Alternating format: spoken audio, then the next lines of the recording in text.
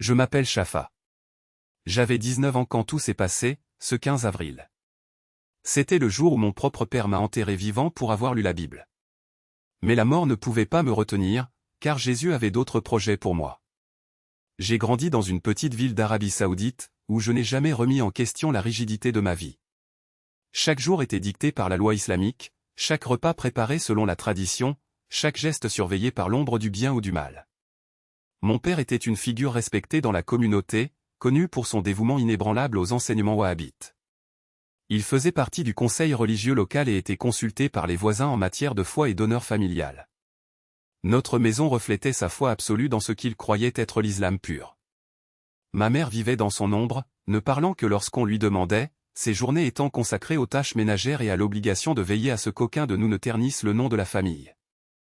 Mon frère aîné suivait déjà les traces de son père, mémorisant le Coran et se préparant à prendre sa place en tant qu'autorité religieuse.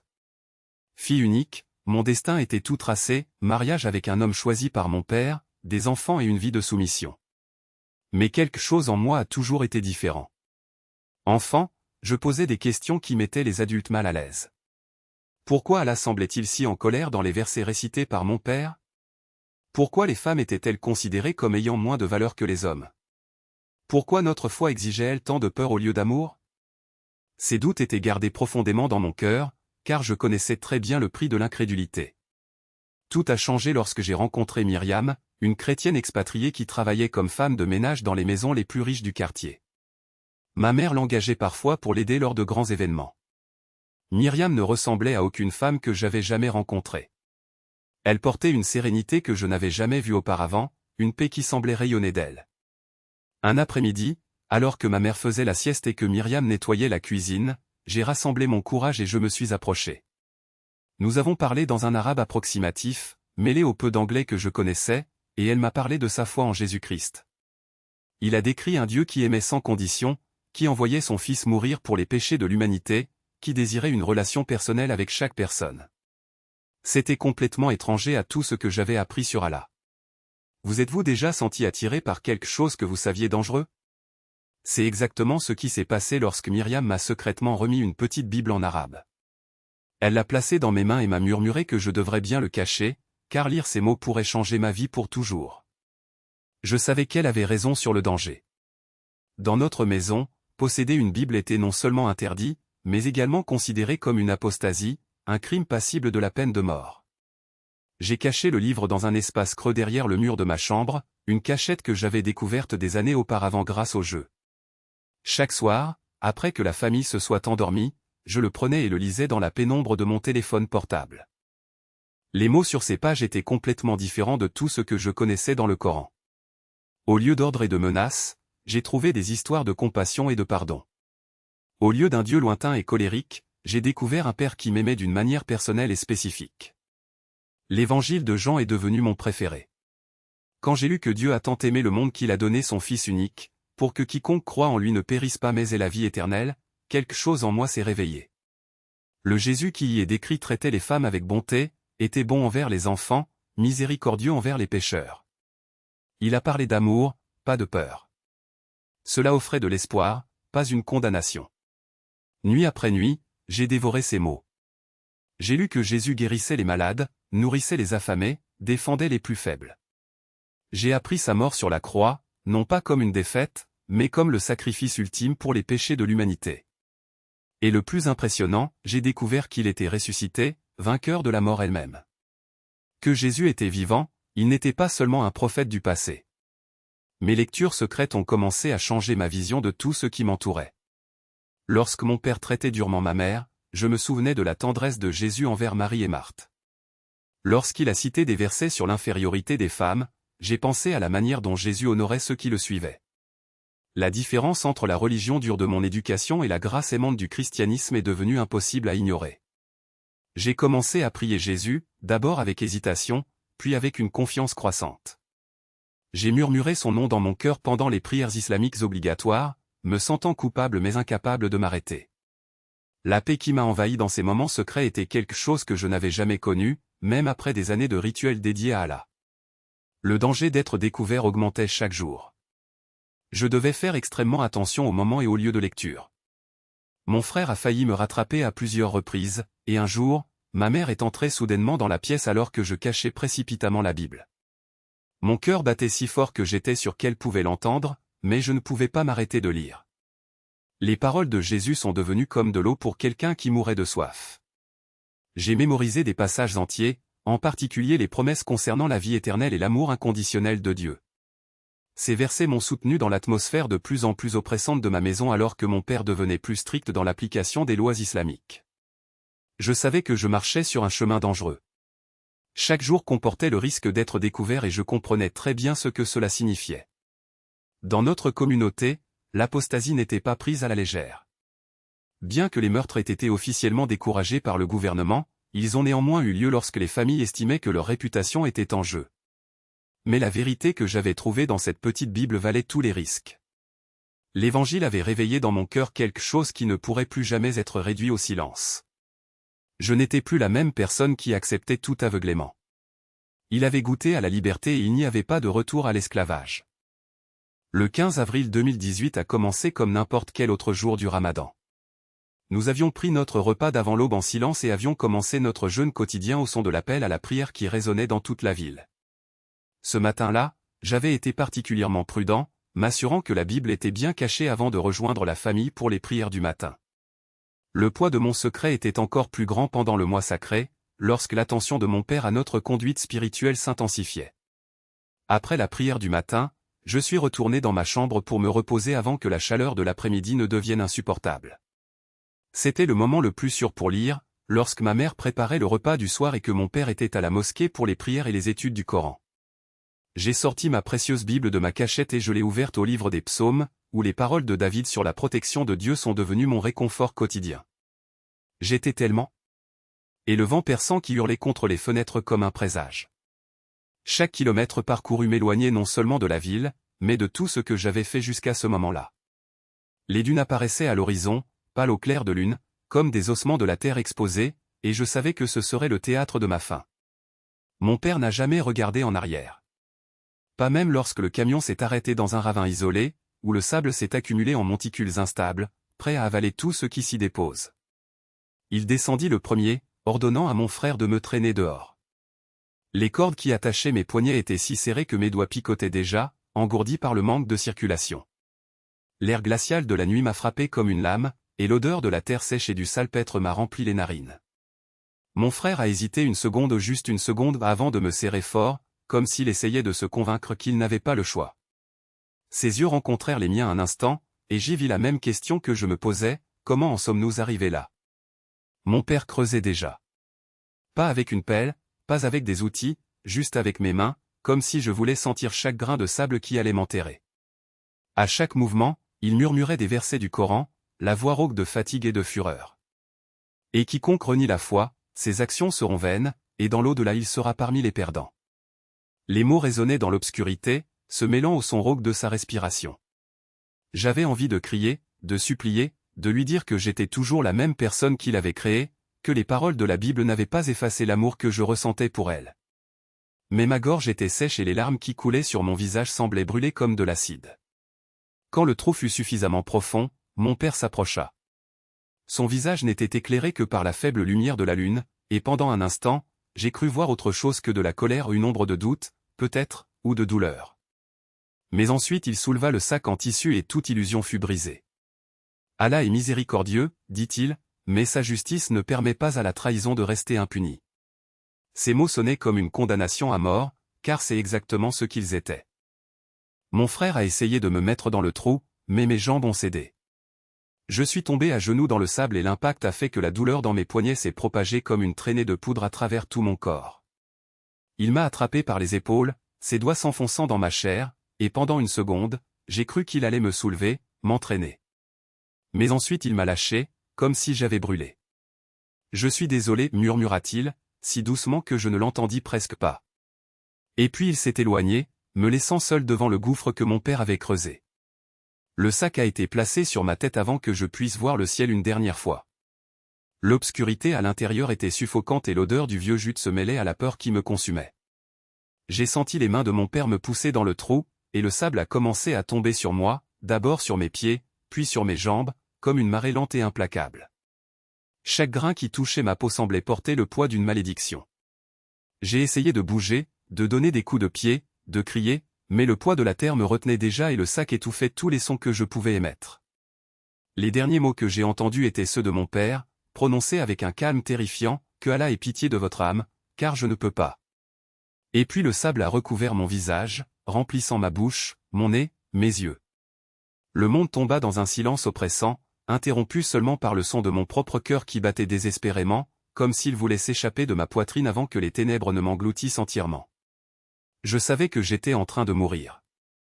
Et pourtant, au milieu de la terreur, une paix étrange m'envahit, comme si les paroles du psaume 23, que j'avais lues le matin même, avaient enfin un sens, même si je marche dans la vallée de l'ombre de la mort, je ne craindrai aucun mal, car tu es avec moi. D'une aube que je n'avais jamais vue auparavant, pure et sans ombre. La lumière ne venait pas de l'extérieur, c'était l'obscurité qui se dissolvait, comme si l'air autour de moi se transformait en quelque chose de vivant. Et puis, au centre de cette lueur, une silhouette commença à prendre forme.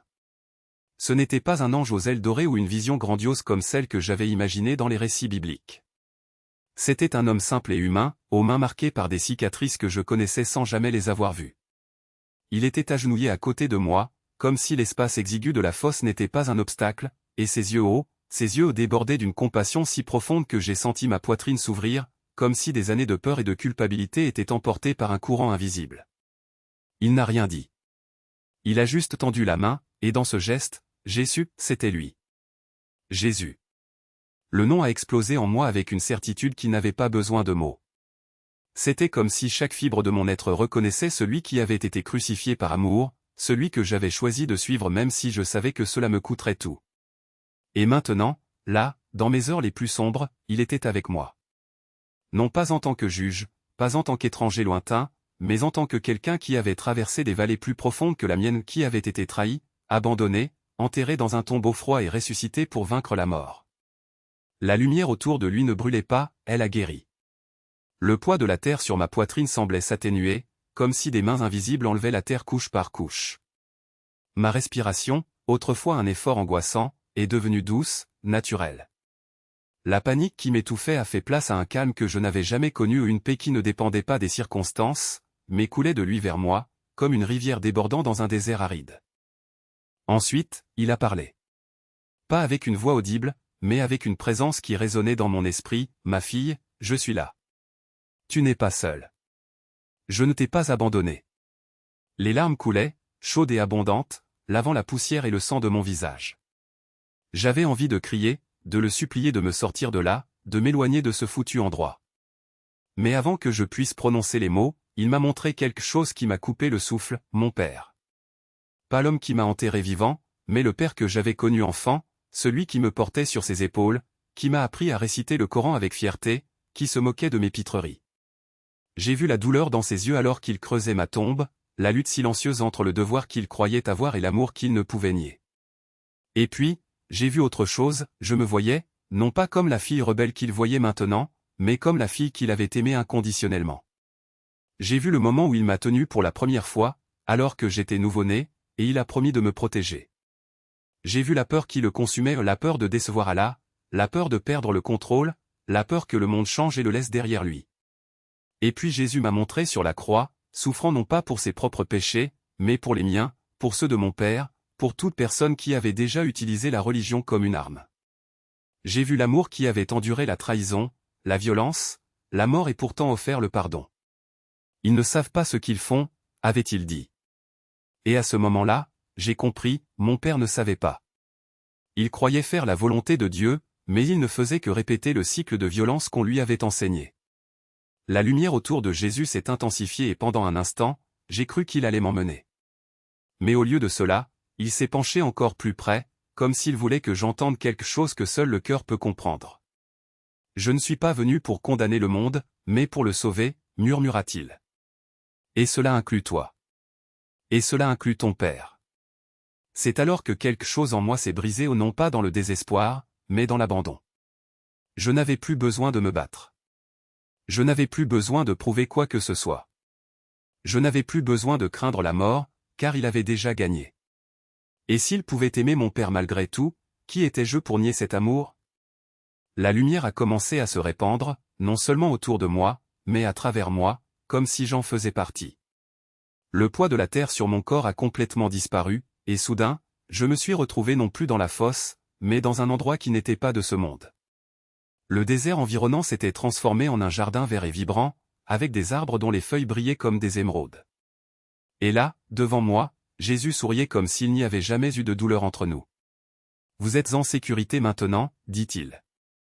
Et un jour, ils le seront aussi. » Avant que je puisse répondre, une douce brise m'enveloppa et je sentis mon corps être tiré en arrière, non pas dans l'obscurité de la fosse, mais dans la réalité. Le bruit de voix lointaines parvenait à mes oreilles, des cris en arabe mêlés à un son que je ne reconnaissais pas, le rugissement des moteurs.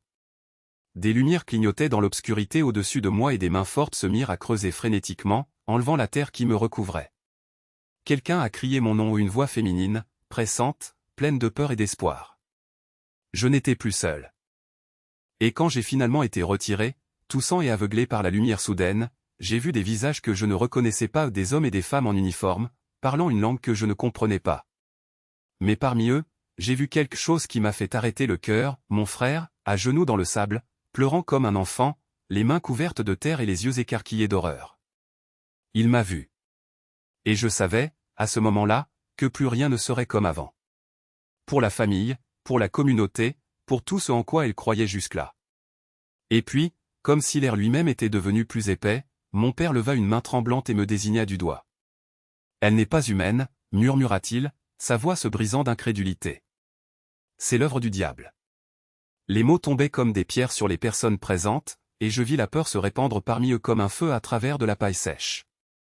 Certains reculaient, d'autres s'approchaient avec de grands yeux, comme si j'étais une apparition sur le point de se dissiper. Mais j'étais là, solide, respirant, vivant et cela les terrifiait plus que n'importe quel fantôme. Ma mère, toujours à genoux, me tendait les bras, mais n'osait pas se lever. « Ma fille, murmura-t-il, la voix brisée. Comme. Il n'y avait aucune accusation dans son ton, juste une douleur si profonde qu'elle semblait déchirer le silence. J'avais envie de courir vers elle, de la serrer dans mes bras, de lui dire que tout allait bien, mais je savais que ce n'était pas le cas. Rien n'allait bien. Et ne le serait plus jamais. C'est alors que mon frère, encore couvert de terre provenant des fouilles, s'est avancé. Ses yeux, autrefois remplis d'horreur, brûlaient désormais de quelque chose de nouveau, un mélange de colère et de fascination. « Tu n'es pas mort, dit-il, comme pour essayer de se convaincre. Tu viens juste de revenir. » Ce n'était pas une question. C'était une prise de conscience qu'il ne voulait pas accepter. Et pourtant, j'étais là, défiant tout ce qu'il avait appris sur la vie, la mort et la puissance de Dieu. Le murmure de la foule grandit, se transformant en un bourdonnement de voix confuses. « Sorcellerie » murmura quelqu'un. « Miracle » risqua un autre. Mais la plupart me regardaient, stupéfaits, comme si j'étais une énigme qu'aucun d'eux n'avait le courage de déchiffrer. Mon père s'est alors avancé, l'autorité qu'il avait toujours définie désormais réduite en cendres. « Ce n'est pas possible, dit-il d'une voix rauque. Dieu ne ferait pas ça. Pas pour elle. » Et là, à ce moment-là, j'ai compris, ce n'était pas ma survie qui le terrifiait. C'était la possibilité que Dieu, le Dieu en qui il avait toujours cru, m'ait choisi la fille qu'il avait condamnée pour déployer sa puissance. Jésus m'avait prévenu que la persécution viendrait. Mais je n'imaginais pas que cela commencerait là, devant chez moi, avec les yeux de ceux qui devraient m'aimer le plus, pleins de haine et d'incrédulité. Le soleil se levait déjà dans le ciel, baignant la scène d'une lumière implacable, et je savais qu'il n'y avait pas de retour en arrière. La jeune fille enterrée dans le désert était morte. À sa place se tenait un témoin, quelqu'un qui porterait à jamais les marques d'une résurrection que le monde n'était pas prêt à accepter. Et pourtant, même face à la haine, au rejet, à la peur qui m'entourait, j'ai ressenti quelque chose de plus fort que tout cela, la présence de celui qui m'avait sorti du tombeau. Il n'était plus à mes côtés, mais sa voix résonnait toujours dans mon cœur, « N'aie pas peur. J'ai vaincu le monde. » Et pour la première fois, j'y ai vraiment cru. Des bras et un cœur prêts à m'apprendre ce que je ne savais pas encore sur la vie en liberté. Ils ne m'ont pas accueilli comme un réfugié, mais comme un frère, et dans cette maison simple, entre tasses de thé et conversations hésitantes, j'ai commencé à comprendre ce que signifiait être aimé sans condition. Les premières semaines furent un tourbillon de découvertes. J'ai appris à utiliser une carte bancaire, à décrypter les horaires de bus, à reconnaître l'odeur du pain frais dans les boulangeries du quartier.